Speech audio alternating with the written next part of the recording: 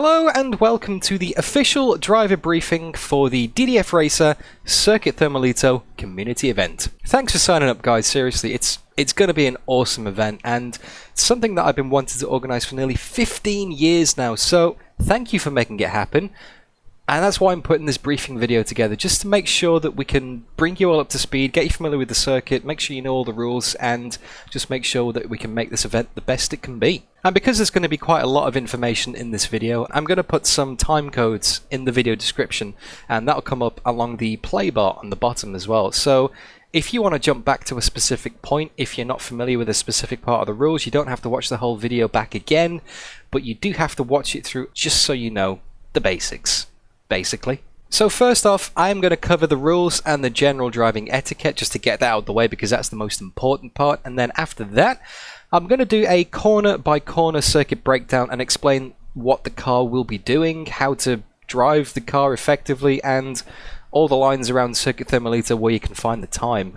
Followed up by a full flying lap showing it all being put together into practice. I'll then go through the event format in a little more detail as well, you know, how the sessions are going to work basically, and also some potential strategies for the race. And to round up the briefing, I'm going to go through some basics on Automobilista 1 as well, because I know some of you might be new to this sim, so I'll give you a guide on how the game works on a general level, hints and tips from things like putting your mirrors on, doing pit stops, which buttons you're going to want to learn and assign as well to get you through the race. So then let's get started, shall we? First and foremost, you need to download the track, you need to download the liveries, and you need to be a member of my Discord. Now, if you haven't already done those three things, there's some links in the video description. Go and sort yourself out.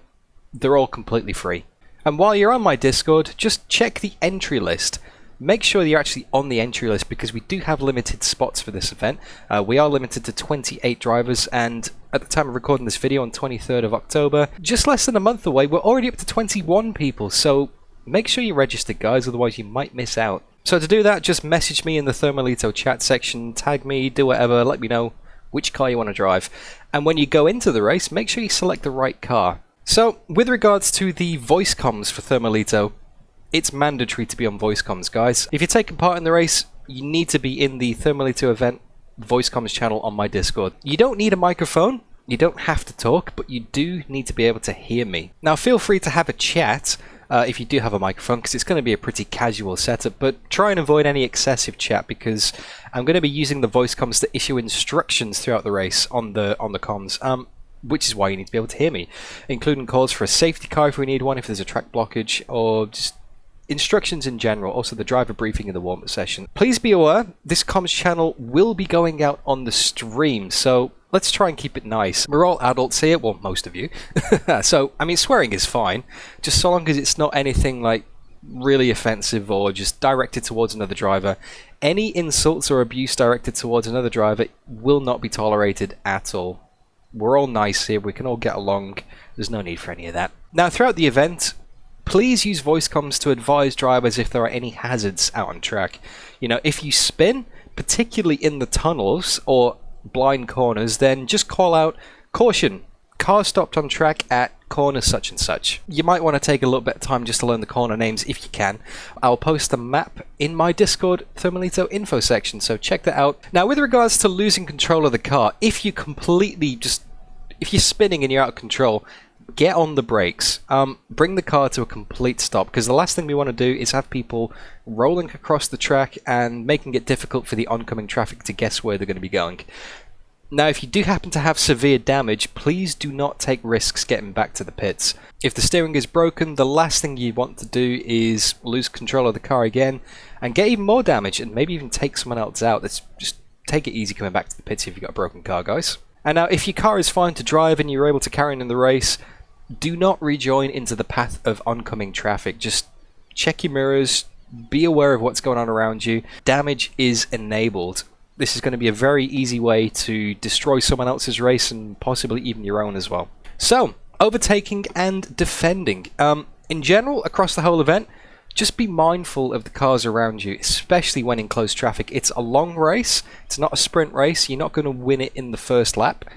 you could definitely lose it in the first lap. You've probably heard that phrase so many times, but we're going for 90 minutes, guys, so you don't have to do or die straight away. Now, I strongly recommend running the virtual mirrors at the top of the screen just to give you that extra visibility. And I also recommend using a spotter app, something like Crew Chief, just to give you that car left, car right, just so you know where people are around you when you start going side by side. When overtaking, it is both cars' responsibility to make sure the move happens cleanly. Unless you've got the overlap when you're overtaking, the car ahead is entitled to take their racing line at all times, and once they've started turning into the corner, it's their corner. Dive bombs and sends on the corner entry, not allowed. If you go for a late gap that disappears and closes up because you just send it, that's on you. However, if the overtaking car manages to get alongside, if you've got a little bit of overlap, if you start to go wheel by wheel, the defending car must leave at least one car width to the edge of the track. Crowding someone out onto the curbs, onto the grass, or, as could be the case around Thermalito, right into the wall, because the walls are going to be right there, that's not allowed. You have to leave the space. All of the time, you have to leave the space.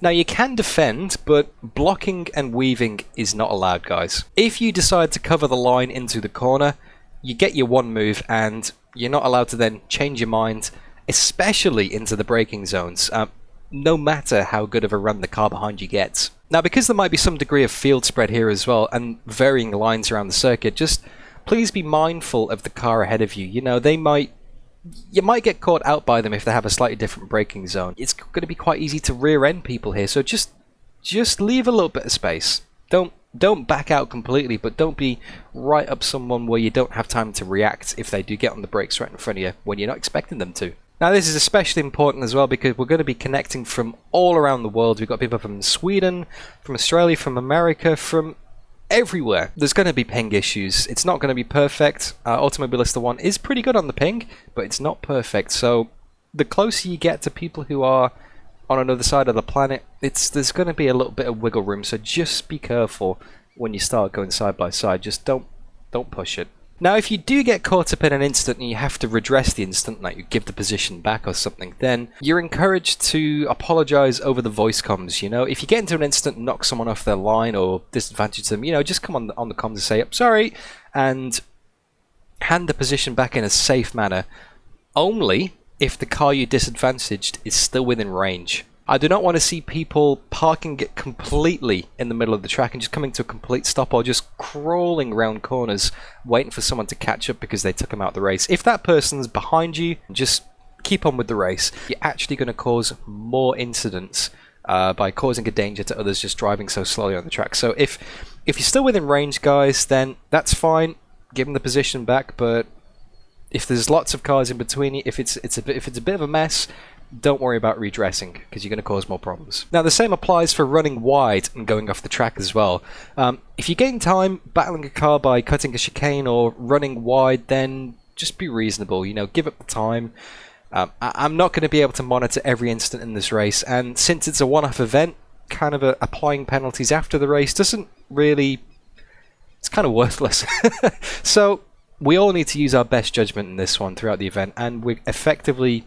to a certain extent, we're all going to have to be our own race stewards. Now, that said, track limits, they're what the game says they are. If it says you've cut the track, you've cut the track. Don't complain that it wasn't a cut track. If the game says it's a cut track, it's a cut track. It's going to be the same for everybody. At the moment, we have no plans for a dedicated race admin to sit on the server and watch all this. Unless somebody wants to volunteer, of course. Then... I can't review penalties, and I can't remove penalties mid-race using the server commands, because I'm going to be driving. I can't be typing in the chat and issuing server commands. But this also means I can't assign penalties either, so just respect the track limits, guys, and just the general driving behavior.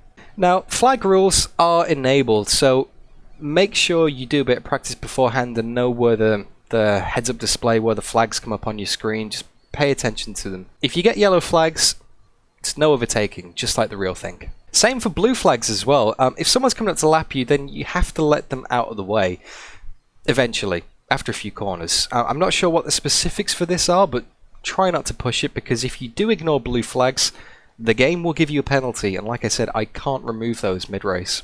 And black flags are also enabled as well, so be mindful of the fact that you can get disqualified for things like ignoring penalties, driving the wrong way, and excessive speeding in the pits. If you get the black flag, that's it, you are disqualified. It's on the spot. But unlike other games, when you get disqualified, it doesn't take you out of the race. You can still drive. So if you get a black flag, hopefully you don't. I don't want anybody to be disqualified from the event because that'd be a massive shame.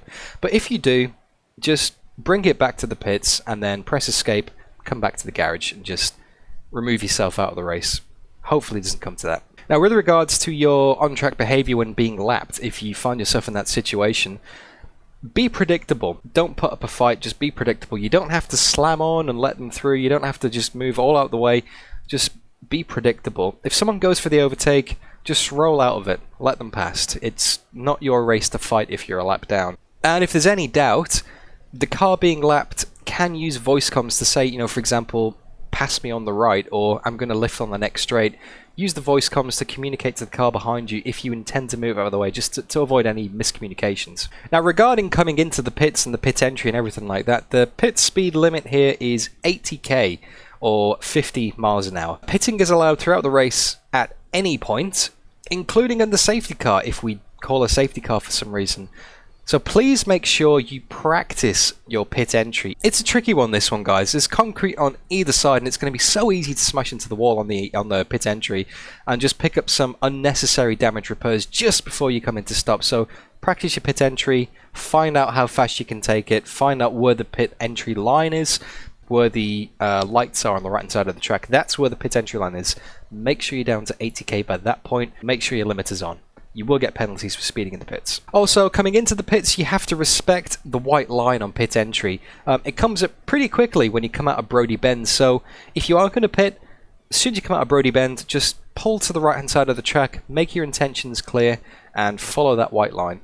If you're not coming into the pits, you can cross over that white line, but just be mindful if you're racing somebody that they might be coming into the pits, so don't try and overtake anybody on the right coming up to the pits, because you might block them from a pit entry. In the unlikely event of a safety car being needed, I will call it over the voice comms and I will count down. So basically what you will hear is safety car, safety car, safety car, 5, 4, 3, 2, 1, safety car enforced.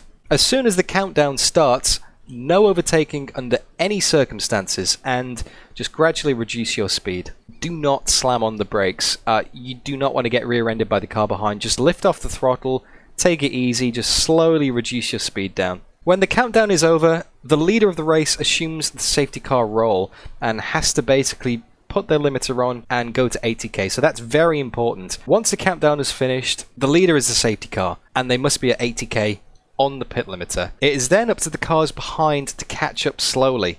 Do not speed up to the leader or the next car ahead, just gradually catch up, and when you catch up to the car ahead, pop the limiter on. So the theory is, leader's doing 80k, everyone catches up behind them, 80k, 80k, 80k. When they get their pop limiter on, then everybody forms a train going around, basically. You follow the car ahead in single file and leave at least one car length to the car ahead. You do not want to be right up behind someone. Now, if you start to fall back for whatever reason, because there are some tight corners here at Thermalito, if you go around the first corner, you go and do 60k, that's fine. If you need to catch up, if you fall a bit behind for whatever reason, pop the limiter off very temporarily, slowly catch up, limiter back on. But what we want to do is we want to close the field back up, and we all want to be at 80k. Now, when the field's all back together again, I will check, look at the circuit map, and call out over the voice comms. Once we're all good to go, I will wait until the next straight, and I will say over the voice comms, starter's orders, starter's orders. At which point, no chat on the voice comms whatsoever. We all have to be quiet, because then at some point on the next straight, I will say 3, 2, 1, go, go, go. And obviously at that point, release the pit limiter, and away we go. The theory is everyone's doing 80k, everyone's ready to go single file, and then we can all release the limiter and go at the same time. There should be no jump starts, there should be no... It's not open to interpretation. When you hear go is when you go. Not on one, on go. Be careful, your tyres are going to be cold, your brakes are going to be cold, so allow a little bit of extra braking distance and just take a little bit less corner speed until the tyre temperature comes back. So that's the general idea on the rules, guys. Let's very quickly go through the event format and the schedule again. Practice begins at 7 p.m. GMT on Saturday the 21st of November. So if you're in Australia or New Zealand like myself, or this part of the world, then it's actually going to be Sunday the 22nd of November. So just be mindful of that if you're in this part of the world. Qualifying begins at 8 p.m. GMT. The warm-up begins at 8:15 p.m. GMT. And the race session begins at 8:30 p.m. GMT. You can find the full schedule and the full times with all of the conversions for most time zones on the screen somewhere right now. I'll post it up, and you can also find it on my Discord server on the Thermalito info channel. The practice session will be 60 minutes long, and you need to join the server in the practice session before the end of the practice session. Why? Well, because sometimes when people join the server, Automobilista 1 creates like a little micro lag for everyone else who's driving, and it kind of could potentially disrupt their laps. So this is a big no-no in qualifying. Obviously it's not great in practice, but it's a big no-no in qualifying. So make sure you join the server before the end of the practice session. Please turn up prepared, guys. As in, don't be learning the circuit on the official practice session. Make sure you get some laps in beforehand, offline, familiarize yourself with the track and the car. Now, qualifying is only going to be 15 minutes long, guys, so it's not much time to get a lap in, and traffic is probably going to be quite an issue here. So make sure you leave enough gap to the car ahead when you start your lap. And if you're on an out lap, you must move out of the way if a faster car comes up behind you. Also, if you make a mistake, either invalidate your lap or you're 10 seconds, 15 seconds down, you're not going to improve your time. Effectively, consider yourself as if you're on an out lap. Don't get in the way of someone else who might be on a better lap. There's going to be a lot of traffic, there's not going to be enough time to get laps in, and it's going to be pretty tight. It's going to be fun, it's going to be hectic. Now, as opposed to Race Room in Automobilista 1, you can finish your lap once the clock hits 0. When everyone's finished, the session will automatically tick over. Now, there will be a 10-minute warm-up after qualifying, and this bit's very important.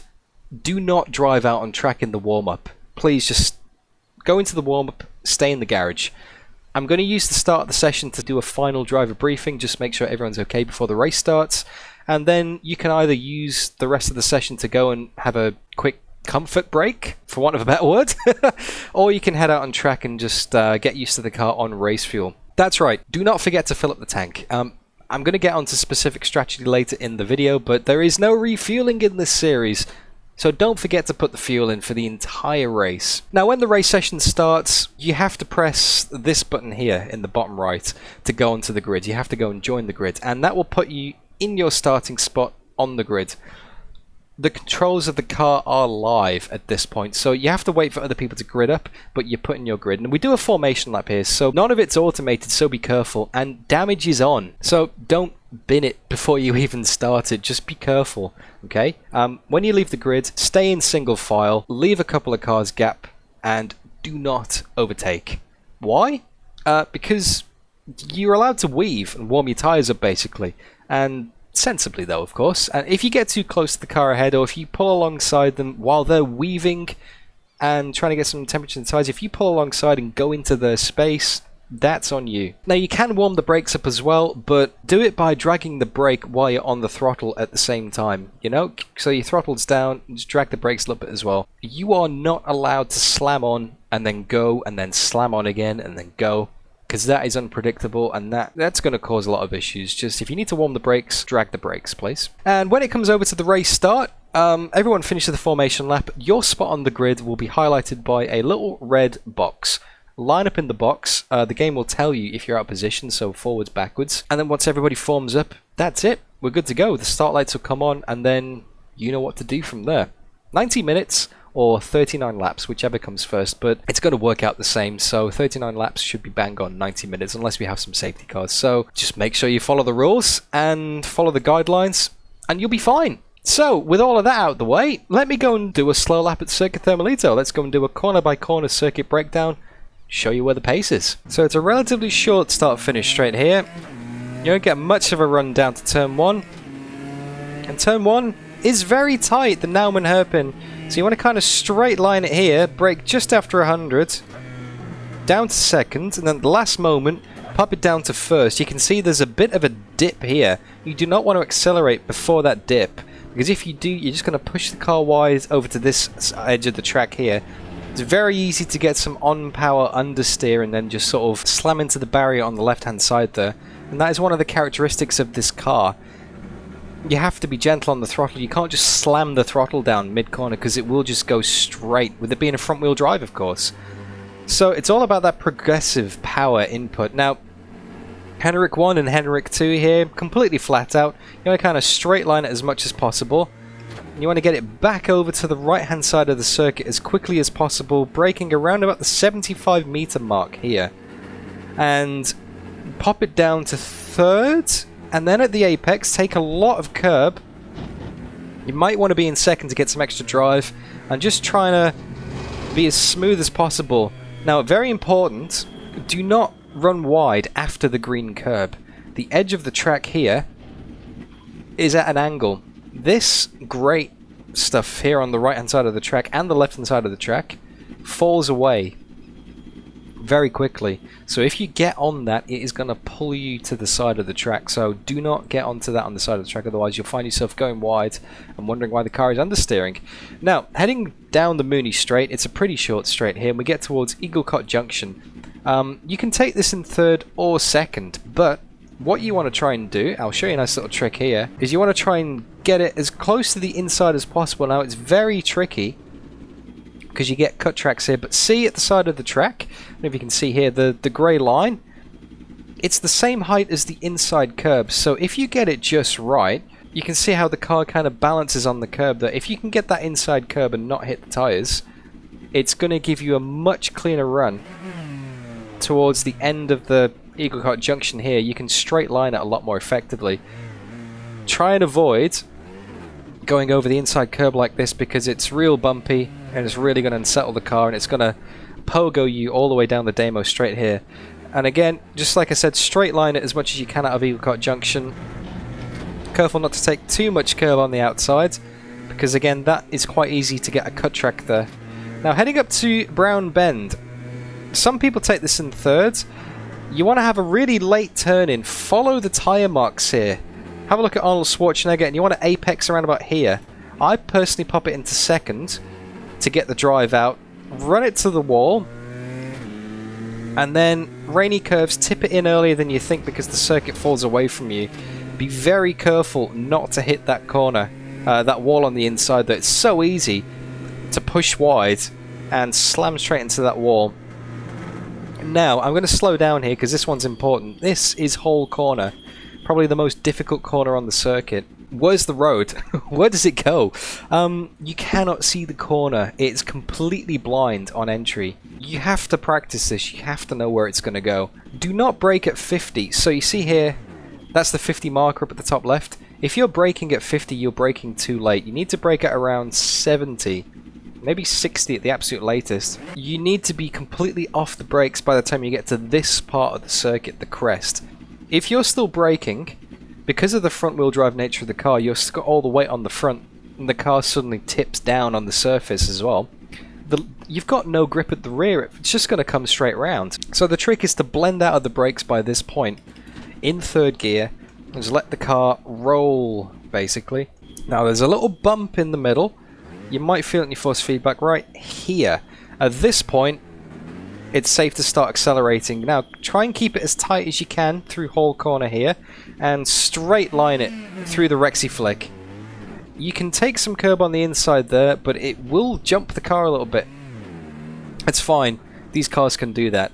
And it's going to swing you out to the left, immediately start turning to the right, and get it back to the right hand side of the track as quickly as you can, because you're going to be braking down into second gear, straight into the left-hander at the MJSs. Now this is really confusing because the tarmac didn't quite convert properly from R-Factor 1. And if you follow the dark lines on the racing line, you are going wide. The track surface falls away so much at the apex here.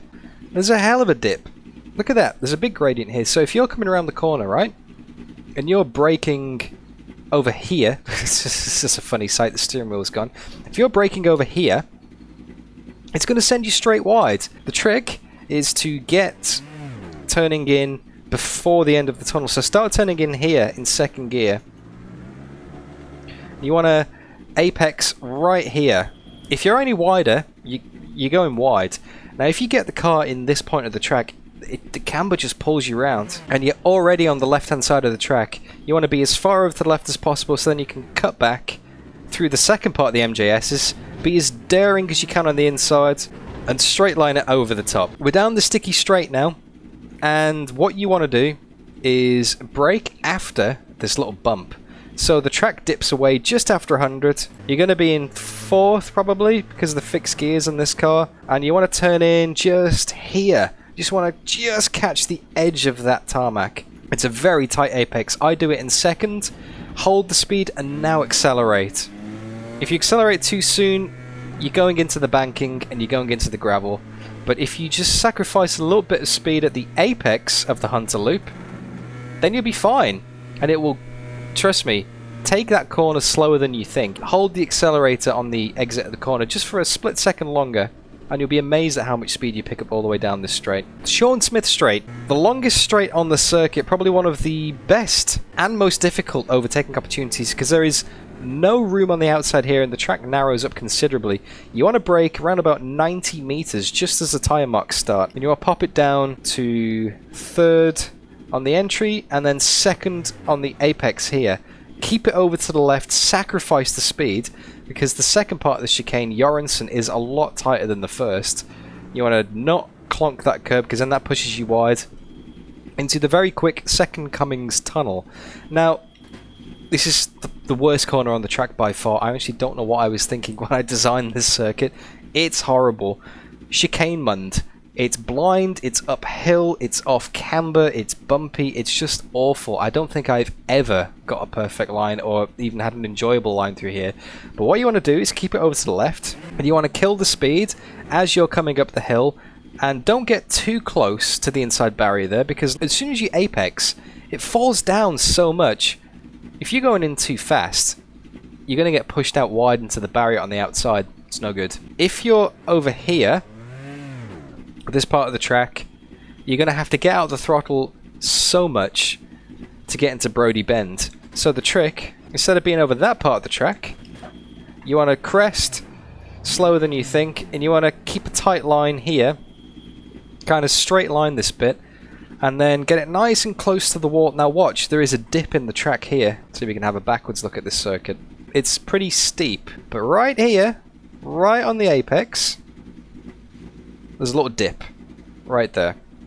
If you accelerate before that dip, again, it's going to push you wide into the barrier here at Brody Bend, and you're going to be constantly putting too much lock in. You're going to constantly be scrubbing those tires, and it's going to cost you time and tire life. Tire life is going to be huge in this race.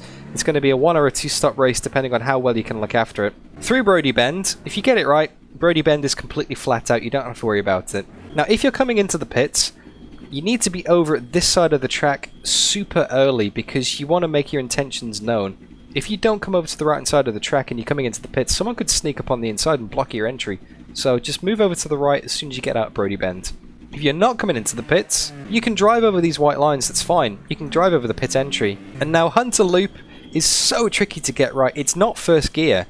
You'd think it was, but there is an incredible amount of banking in this corner that lets you carry so much more speed than you think you can. 100 meters. That's too early. You don't want to brake at 100 meters. However, you can see some darker tire marks on the circuit. That is about as late as you want to brake. That's around about the 80 meter mark, I'd say, in these cars.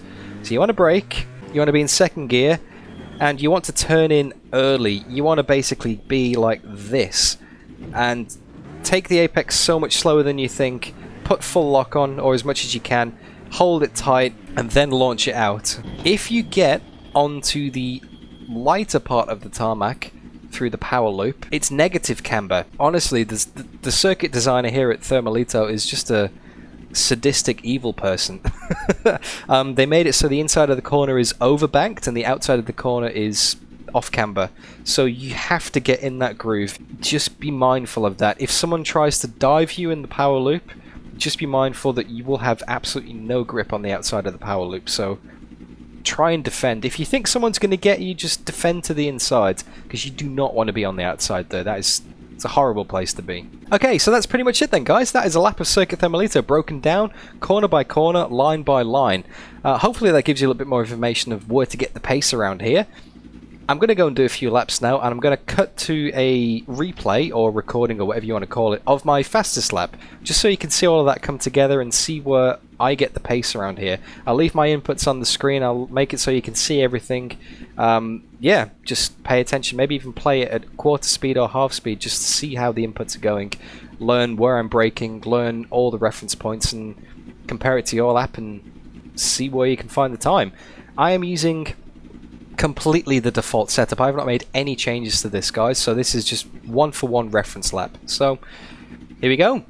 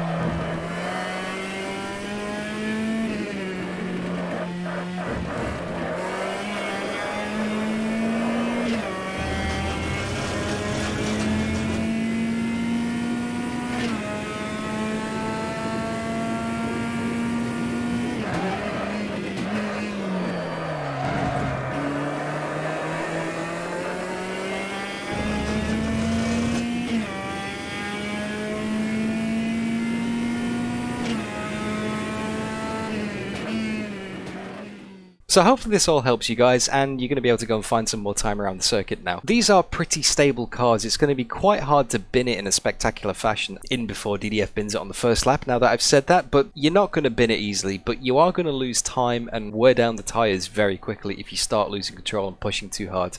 The trick here is to not scrub the tyres. Look after those tyres. Don't be too aggressive on the throttle. Just feed it and try and float it through the corners. If you start correcting, if you start oversteering, if you start making adjustments all the time to your steering throughout the corner, if you're sliding the car, it's not going to help. You're going to wear the tyres down super quick, and the tyres are going to be such a big factor in this race. It's pretty much on the fence between a one-stop and a two-stop strategy. So let's go and have a quick look at those strategies. I'll put some graphs up on the screen to explain that now, but just to remind you guys again, there is absolutely no refueling during the race. The good news is you can make it all the way through the race on a full tank of fuel. So let's have a quick look at the numbers then, shall we? On average, you're going to use about 1.4 litres of fuel per lap, and the tank in these things is 70 litres. To get through the race, 39 laps times 1.4 is 54.6 litres. Bare minimum 55 litres. To be safe, you want to add an extra couple of laps in, so you want to push it up to say 58. 58 litres will get you home. If you want to play it super safe, anywhere between 60 and 70, but for most circumstances 58 should be fine. No more than 60, I would say. Now, the drop off on the tyres throughout the race is quite significant. You get about 3 or 4 good laps on the tyres, and then after about, I found at least anyway, once the tyre gets down to about 50%, and that only takes 10 to 12 laps, you're about a second off the pace. The difference between a full tank and an empty tank is about 2 seconds as well. So throughout the course of the race, the pace is going to come down, and obviously that's going to be accelerated by the tyres wearing down as well. So throughout the course of the race, there's going to be a big question. You can either do a 2-stop or a 1-stop. If you can drag the tyres out, make it to the halfway point, make it to lap 19 or 20 without losing too much time, then a 1-stop is probably the better way to go. But if you're struggling with the tyres, commit to a 2-stop early. Come in on lap 13. Lap 13 is probably the best point to come in to split it into an equal 2-stop race, because you're not going to get that deg at the end of the stint on your tyres. You're going to basically cut out that deg stage where the tyres really start to wear out. You're going to come out on fresh tyres. You're going to be able to put in some monster laps. You're going to have a time delta. Those people that are on the 1-stop are going to be dropping like flies on pace, but they're going to not lose time making extra pit stops. So it's basically, do you make the 2-stop and try and just flat out floor it and get the lap times in, or do you save the tyres and make it to a 1-stop? Because the pit stops here, it's going to cost you about 30 seconds to make a pit stop. It takes 12 seconds more to drive through the pits and do a drive-through penalty than it does to drive around the track. Because it's quite a short pit lane and because the limit is quite high, you don't lose too much time going through the pits. 12 seconds, like I said. So if you get a drive-through penalty, it's not going to mess up your race too much. But with regards to pit stops, it's not too bad. To change all 4 tyres in this car, it takes 28 seconds. You probably don't want to change the front and the rear tyres. This is a very important part of the strategy. You can save a lot of time in this race by changing the front tyres only. Those rear tyres are not going to wear down anywhere near as fast as the fronts, because the fronts are doing all the power and all the steering. The front tyres are doing a hell of a lot of work. If you want a nice, easy way, especially if you're doing a 2-stop race, do not change your rear tyres at the first stop. You can save yourself 14 seconds straight off the bat. It's free time. If you're doing a 1-stop, your rear tyres will easily make it to the end of the race. The problem is that it's going to start getting a bit skatey. So if you don't change your rear tyres, you might be losing a few tenths per lap, but it's going to be a little bit harder to control. If you think you can handle the car, if you want to save some time, you want to basically get a free 14 seconds, only change your fronts. And I'll go through the pit stop options and how to change that in the menu very quickly, guys. But yeah, 1-stop versus 2-stop is going to be the big question. 3-stop, probably not worth it, because you're going to lose too much time making that extra 3rd stop. You're not going to make an extra 30 seconds back in the race by stopping 3 times. Unless there's a safety car and that throws things in the mix, and then you want to get a fresh tyre for the end of the race. But 2-stop or 1-stop here. Now, think about the undercut here, because you're not refueling the car. Everyone's going to be on the same fuel throughout the entire race. If you come into the pits 1 lap earlier than the person you're chasing, all of a sudden you've got a huge pace advantage while they're running around on old tyres. You could just nail it on your outlap. 1 or 2 laps either way of the pit stop is not going to make too much difference by the time you get to the checkered flag. You will get a little bit more tyre wear, but it's not going to make that much of a difference. If you want to undercut by, say, 5 laps, that's going to be a little bit tricky, because that is going to add a significant amount of tyre wear to the strategy either way. Making an undercut, if you're stuck behind someone, could get you the track position, and then the difference in the tyre wear is going to be minimal. It's going to be like 1 or 2 laps. So maybe think about the undercut. The strategy is going to be fantastic. And now, last but not least, I know that some of you guys might not be overly familiar with Automobilista 1, the sim we're going to be using for this event. So I'm going to go through a few basics for you now, just which should cover off the majority of what you need to know for the race. Automobilista 1 uses the same physics engine as R-Factor 1, which is approximately 15 years old, so it's not the most modern UI, and it's not the most modern game engine, but it is solid, and Reza Studios have developed it with some pretty decent physics. It's good for direct drive wheels as well. It also has track usage, which evolves over time, so as we circulate, the lap times are going to go down towards the end of the race because there's more rubber on the track, but you're also going to get flat spots, and the damage is pretty decent model as well, so be careful locking up the tyres. These cars don't have ABS or traction control, so you can flat spot the tyres. But in terms of the absolute basics for Automobilista 1 as far as your buttons are concerned, there's a few controls you're gonna need. So to modify your controls in the main menu, go up to the cog icon in the top right here, and then click on controls down at the bottom. You can change all of your keybinds here. Now mirrors, that's a big one. So let's scroll down and let's find our mirrors. It should be the number 3 key by default. Here we go, you can see it here. Toggle mirrors, number 3. So if you press, not in the number pad, just the numbers across the top, if you press number 3, that'll bring your mirrors up on the screen. That is very important for situational awareness. The mirrors in this car by default aren't great, especially if you have your field of view quite narrow. So make sure you enable the virtual mirrors. There is no shame in using those, guys. I'm going to be using them. You should be using them. Let's all know where everybody else is on track and let's survive. Another control that you want to use is request pit. In Automobilista 1, you can't just come into, well, you can just come into the pits, but if you request your pit stop, it will save you time. Imagine it as like not telling you mechanics that you're coming in. And these controls below it as well, LCD up, down, increase and decrease. That's usually up, down, left and right on the arrows. You can have it on a D-pad on your wheel if you want. Those controls, the LCD controls, let you choose the strategy. So make sure you know what these are in the middle of the race, because that lets you control how you change your pit stop. And LCD mode as well is a very important one. Set that button because that lets you flip through the LCD pages. So in Automobilista 1, you've got like your pit menu, you've got your car damage menu, you've got the standings menu at the bottom as well, like a little display at the bottom right of the page. You can individually set pages to buttons as well. So if you wanted to jump to a specific page, you can do that. So I've got the pit display assigned to one of the buttons on my wheel. I've also got the vehicle status mapped, and I've also got the standings display. These are the most important ones. And another control you might want to keep a hold of is toggle HUD type and toggle track map and toggle overlays. These all affect the data that you get on the screen with regards to standings, time remaining, all that kind of stuff. So make sure you know what these buttons are. It's pretty handy. Normally it's like 3, 4, 5, 6, 7. They should be the same for you as well. Make sure you know what these are. Just have a play around with them. Just do a practice session, see what they do, see what you like, and then configure it how you want. Enable things, disable things as you like. Just that's your choice, guys, but make sure you have those buttons familiar. Regarding the feedback, you go onto the settings tab on the controls page.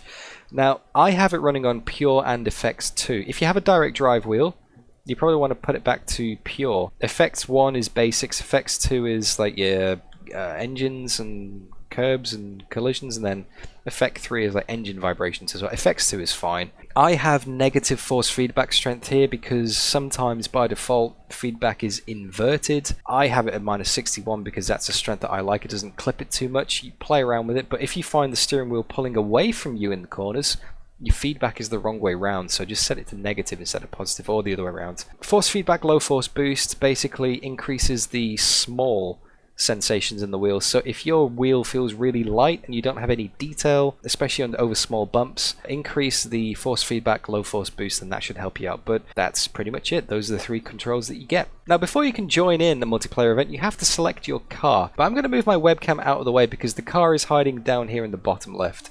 So these are the cars that are available for the Copa Petrobras, the markers that we're using in the race. So select your car. So if you're registered with the Chevrolet, select Chevrolet. Say if you're registered with the Ford, you select the Ford. Now there are 2 cars to choose from, but there are 4 liveries available for each car. So you're thinking, well Dan, how does that work? Well, select the car. You can see it on the left here. And then at the bottom, you've got the individual driver names. So if you don't see your livery, just make sure you've got the right driver selected at the bottom. So you can see here, Davi Elias is the yellow and blue Ford, whereas Carlos Fortunato is the white and blue Ford. So if you can't find your livery, just make sure you check the driver names down at the bottom. And with regards to actually joining the multiplayer server itself, click on the little multiplayer tab down at the bottom. And the best way to find the server is to sort by circuit name. There's only going to be one Circuit Thermalito server up. It will come up right here. You'll see it straight away. So if you click on the little arrow here, it will say enter password. That's it. The server password will be posted on the Discord, so keep an eye out for that, and that's all you do to join the server. Simple as that.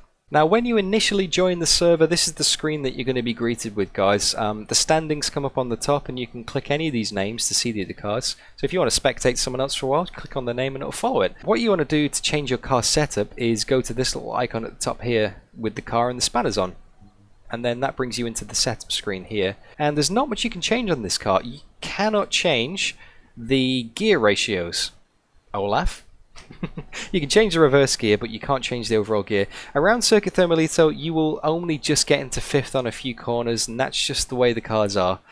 You can't change that. I'm going to be running it pretty much default for the majority, to be honest with you. You can put some more rear wing on if you're struggling with the rear wing. If you want to increase the steering lock, you can increase the steering lock down here to try and help in the hairpins. If you want to increase the brake pressure, because the brakes aren't responding, you can increase the brake pressure, but you run the risk of locking up easy. It's very easy to lock these tires, so maybe keep that standard. Like, there's not really much you can change, so I'm going to run with default in the race. If you guys want to run with default, there's not really much you can change, really. Like I said earlier in the video, make sure you pop your starting fuel. It goes up to 70, but only uses 1.4 a lap, so 60 will easily do it. And you can change your suspension up here as well, but again, I'm not going to bother with this. It's not the most serious event in the world. If you guys want to play around, help yourselves. If you come up with a good setup, or if you want to be a good sport and post a setup for people to try, then feel free. Until you start the car, your standings display in the bottom right doesn't come up. And like I said before, make sure you have a button map to cycle through those, because when you press that, look at the bottom right, that is what you get. So you can see all of the different pages available. There's a few pages, but it will cycle through eventually. And like I said, you've got buttons that take you to specific pages as well. So if I want to see the standings, I press my standings button. If I want to see the pit menu, I see that. Standings, pit menu, standings, pit, you know, you get the idea. You can see on the bottom, the number 4 key cycles through the circuit map. So you can see here, that is a zoomed in view of the circuit map.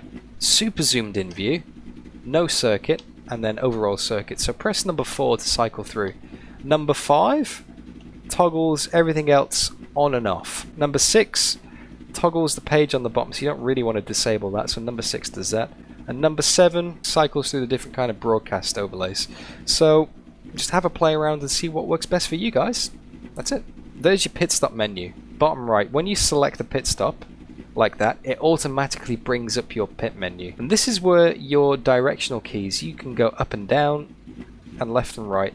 So say for example, I don't want to change the rear tires, I would use the directional buttons to go down, and then left and right changes your options, so no change. I don't want to change the rears. If I do want to change the rears, do that. Now in this race, with these cars, there's only really 4 options you're going to be changing really. Whether you fix your damage or not, or you can decide whether you don't want to change your tyres like that. So that's how you make a pit stop basically. So driving around the circuit, you want to make sure that you request your pit stop nice and early. I'm still in the first sector here, this is probably a little bit too early, but if I press it now, pit stop request, it takes about 20 seconds for your pit crew to be ready. And if you don't press that button, like I said earlier in the video, you'll have a much longer pit stop because your mechanics aren't ready for you. You need to let them know you're coming in. Maybe the latest, just to be safe, would be on the Sean Smith Straight coming up next. Make sure you request your pit stop. Okay guys, so I've got my pit stop requested. I'm coming through Chicane Mund, terribly, into Brody Bend. As soon as you're able to, just keep the steering on, bring it over to the right, make your intentions known, and make sure you stay inside the white line here. Coming into the pits, it's a very tricky pit entry, so you want to brake around about 50, maybe a little bit later. Don't get too excited because the track rises there and it will force you wide, so just nice and steady, and there is the pit line there. So make sure you put the limiter on, drive at 80, and your pit box will be highlighted here. So nice and gentle, bring it in. All you have to do is stop in that red box. Just make sure you stop at the arrows, and that's it. You don't have to turn the engine off, just keep the car running, and it will do everything for you. So if I rev it now, it's not going anywhere, but you are going to start burning through fuel, so just be careful not to burn too much fuel by revving the nuts off it in the pit stop. There you go. See, it just drives straight away. Careful of the wheel spin. Obviously front wheel drive in first gear is not a good idea. And last but not least, the pit exit here. You have to slow down. It is incredibly tight. Limiter off, first gear, give it lots of lock. Bonus points for taking a cone out on the inside, and you're back out on track, ready to go racing again, guys. Hopefully that covers everything. Hopefully that gives you a good idea of how to drive the circuit and how to use Automobilista 1, but also more importantly, the start of the video, the rules and the standards. Hopefully that gives you an idea of what we expect from you in this race.